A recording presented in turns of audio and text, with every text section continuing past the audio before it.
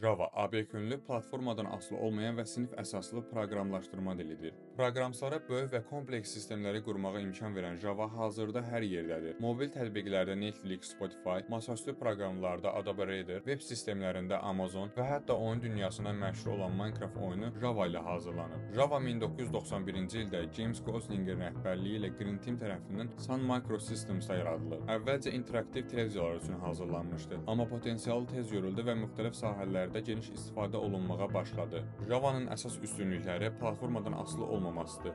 Yəni JVM yüklü olan istənilən əməliyyat sistemində işləyir. Java obyekt yönlü proqramlaşdırmanı dəstəkləyir və yaddaş sızıntıları və icazsız girişləri JVM tərəfindən qoruyur. Multithreading dəstəyi ilə isə yüksək performans göstəricilərinə çatır. Java-nın fərqi onun bir dəfə yaz, hər yerdə işlə prinsipinə sahib olmasıdır. Yəni kod birbaşa maşın koduna çevrilmir. Əvvəlcə .class uzantılı byte koda çevrilir və JVM bu byte kodunu oxuyub əməliyyat sisteminin anlayacağı maşın koduna çevirir. Bu da Java-nın fərqli sistemlərdə problemsiz işləməsini təmin edir.